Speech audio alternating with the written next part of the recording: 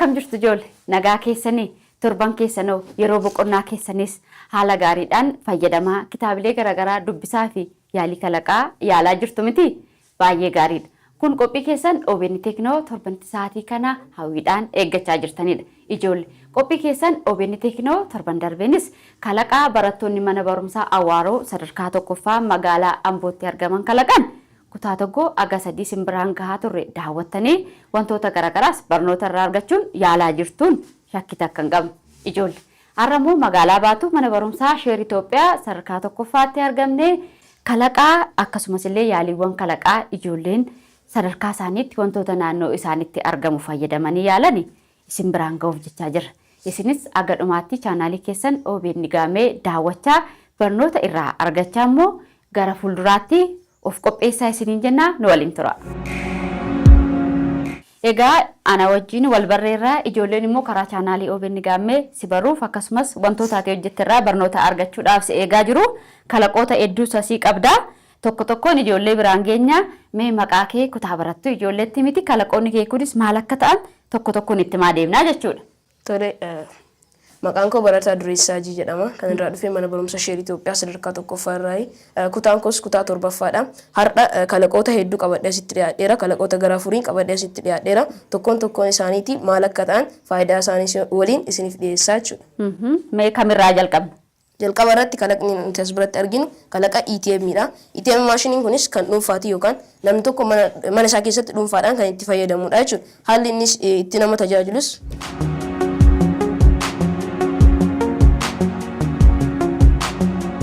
jalqaba irratti ETM kaardii qaba. ETM kaardii kanaan yeroo itti galchinetti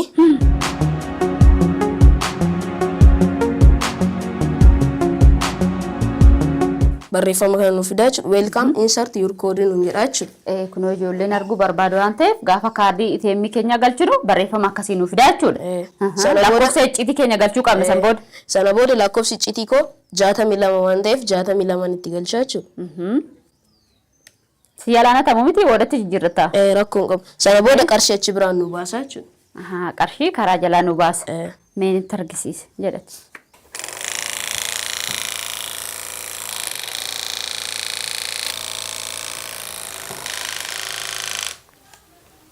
Haala kanaan qarshii baasaa jechuudha. Baay'ee bareedaadha. Mee dureessaa maalirraa kaateeti maashina ATM kana kalaqxeeti? Sababni kana maashinii kana akka kalaquuf na kakaasani tokkoffaa namoonni yeroo baay'ee qarshii kaachuuf gara baankii deemu jechuudha. Dhamaatii sana hir'isuudhaaf maashinii ATM kana manumatti fayyadamanii manuma isaanii keessatti qarshii kaachuu akka danda'aniif jechuudha.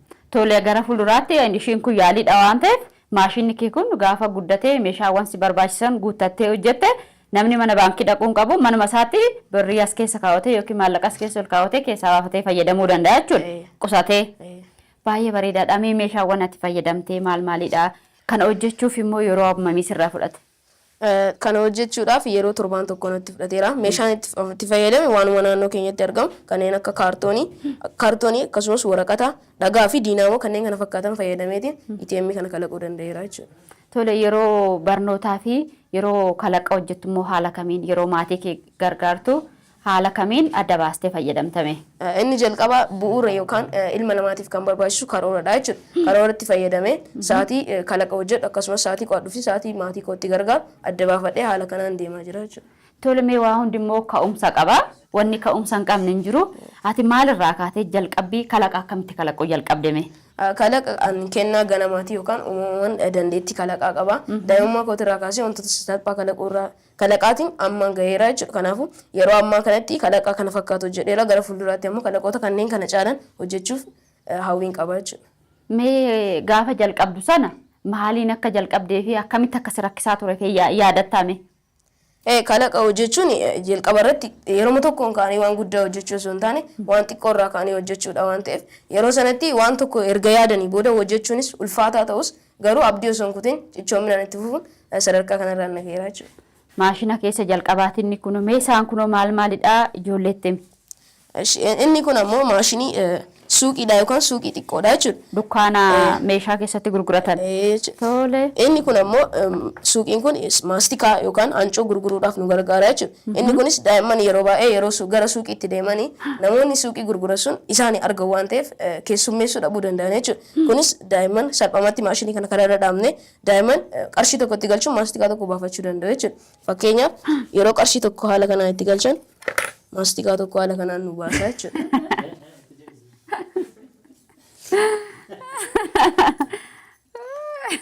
Lamooti galchine lama nu kenna. Tara yotti galchine lama nu baasa. Maastikaa qofa miti kaa. Kun dizaayinii kan ta'e akkaataa maastikaa baasuun karaalee garaagaraatiin hojjetamuu danda'a. Saamunaas ta'uu danda'a, ajaaksis ta'uu danda'a, akkasumas kookaa ta'uu danda'a jechuudha. Karaalee garaagaraatiin akkaataa inni nu baasuu danda'uun fayyadamnee kalaquun ni danda'ama jechuudha. Inni kun yaalii kalaqaa addaati dukkaana karaarra dhaabatu yookiin immoo namni meeshaalee garaagaraa keessaa bitatudha.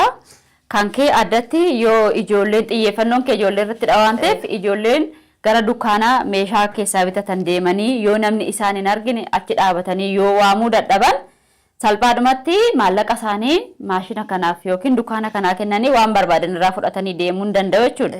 Mee maalirraa kaatee waan kana kalaqxe? Akka kana kalaqxuuf sababni kee maalidha? Sababni koo inni jalqabaa daa'immanumadha. Kunis yeroo daa'imman gara dukkaanaatti deemanii keessummeeffamuu dhabuu danda'u yookaan ammoo dukkaana isaa irra sababa namni baa'achuu irraa kan ka'e iddoo sanatti wal dhiphisuun jira jechuudha. Kanaafuu daa'imman ammoo sana keessatti carraan miidhamuus jira. Kanaafuu salphumatti gara dukkaana kootii kana dhufanii qarshii tokkotti galchuudhaan maastikaa tokko baafatanii bitatanii deemuu danda'u jechuudha. Si qofaaf moo ammaanni soon qarshii ati naa kennite qarshiyoon itti galche yookiin qarshiyoon keessa kaa'ee naa kennaa maastikaa? Kennuu danda'a. Maastikaa qofa moo biraas na fudhadha?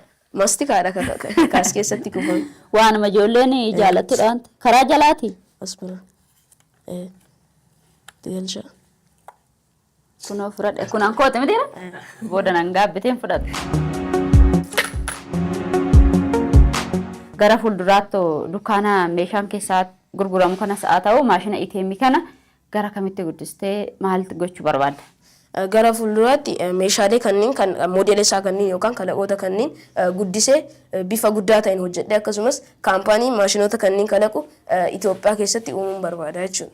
Gara fuulduraatti abbaa qabeenyaa kaampaaniiwwan gurguddaa kanaa taate namoota hedduudhaafis carraa hojii banuudhaaf hojjechaa jirta jechuudha. Milkaa'e isiin jennaame kalaqni keenya sadaffaan immoo maalidha? Kalaqni keenya sadaffaan maashina kanadha. Maashinni kun wantoota garaagaraa gingilchuudhaaf nu gargaara jechuudha. Kunis fakkeenya daakus ta'uu danda'a, xeefis ta'uu danda'a, wantoota garaagaraa gingilchuudhaaf kan nu gargaarudha jechuudha. Gingilchaadha. Gingilchaa namni baay'een mana keessatti hin beekaa waan ta'eef midhaan qulqulleeffachuudhaaf akkasumas daakuu gosa garaagaraa qulqulleessuudhaaf kan mana keessatti maatii biratti argaa oolanidha. Ati immoo gara maashinaatti jijjiirte. Tole mee akkamitti hojjetaa maalirraa kaatee immoo akka hojjettes nutti himta. Haalli hojii isaa kan inni gingilchu haala kanaanii jechuudha. Fakkeenyaaf wanta akka nuuf gingilchu barbaanne san ergaa isin itti buusne booda isa callaa xixiqqaa sana yookaan isa xixiqqoo san asiin nu baasa. Isa gurguddaa gubbaarratti hafammoo asiin kan nuuf baasu ta'a jechuudha. Fakkeenyaaf akka daakuutti kan yaallu fakkeenyaaf biyyeedhaan fudhannee ilaallu. Biyyeen kun wal makaadha. Kunoo biyyeen kun wal makaadha gurguddaa fi xixiqqaa sin qaba. Isa kana gingilchinee ilaalla jechuudha. Yeroo jalqaba gubbaarraan itti buusnu erga gubbaarraatti buusnee booda maashina kana eegalsiisna jechuudha. Haala kanaan cinaa cinaatti kolleetti nu godhe yookaan adda adda nu baasaa jechuudha. Inni kun isa jajjabaa isaati isa irraa gingilfamedha. Inni kun immoo isa bullaa'aasaa bullaa'ee ba'ee jechuudha gingilchee. Baay'ee bareedaadha. Mee ka'umsi akkaatti maashina kana kalaqxu taasise maalidha? Yeroo baay'ee haadholiin wantoota garaagaraa mana isaanii keessatti gingilchuudhaaf ni rakkatu. Kun ammoo dadhabbii sana dhamaatii sana hir'isuudhaaf salphumatti maashina kanatti fayyadamanii wanta gingilchuu barbaadan san gingilchuudhaaf kan isaan gargaarudha jechuudha.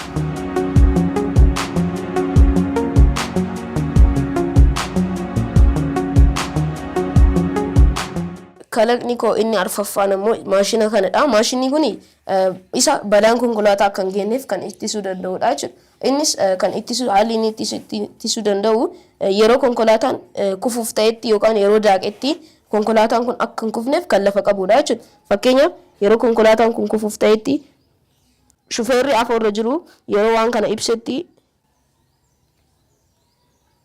inni kun haala kanaan zoruun isa kana gamana baasaa jechuudha. Innis yeroo gamana bahetti konkolaataan kun akka hin kufneef akkana haala kanaan lafa qabuu kan danda'udha jechuudha. Inni kun addatti konkolaataa irratti maashina hojjetudha jechuudha. Konkolaataa irratti hojjetama. Konkolaataan sun rakkoo wayii isa mudatee tokkofuuf yookiin garagaluudhaaf yoo jedhu durseet akka balaan kun hin mudanneef eegaa jechuudha. Baay'ee bareedaadha. Mee ati kalaqoota kanaan cinaatti barnoota keetiin barataa akkamiiti? Barnoota kee akkamitti hordoftaa? Ijoolleedhaaf immoo barataa fakkeenya akkamiiti ati?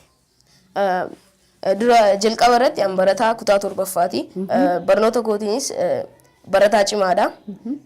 Kanaanis bara darbetti ministiriidhaan qabxii olaanaa galmeessisuu danda'eera jechuudha. Gorsi an barattootaaf qabu gama kalaqaatiinis cimaa akkasumas gama barnootaatiinis jabaadha. Barnoota keessan irratti cimaa akkasumas dubbisaa qo'adhaa. Yeroo gannaa kana ijoolleen har'a jiran kunniinis abdii osoo hin kutiin hamilee guutuudhaan yeroo hojjetanitti biyya kana fuudhuu biyya kana dhaaluu jechuudha. Kanaafuu gama hojii isaaniitiin cimuu qabu. Kanaafuu ijoollee jechuun biyyaaf akka waan guddaati jechuudha. Kanaafuu ijoolleen saayinsii fi teekinooloojiin ga'oomanis biyyaaf baay'ee murteessaadha. Addunyaa irrattis waan haaraa gumaachanii darbanidha jechuudha. Egaa ijoollee qophii keessan OBN Teeknoo har'a isin biraan geenye barataa dureessaa Ajiin maal fa'aa kalaqee haala kamiin kalaqee kan jedhuu fi akkasumallee wantoota inni kalaqerraa barnoota akka argatan shakkii hin qabnu. Kutaa 1ffaa asumatti xumuraa torban immoo kutaa 2ffaa kalaqa barattoota biraatiin hanga walitti deebinutti qophiilee keessan karaa chaanaalii OBN Gaammee isin bira gahan daawwadhaa jechaa nagaatti ijoollee.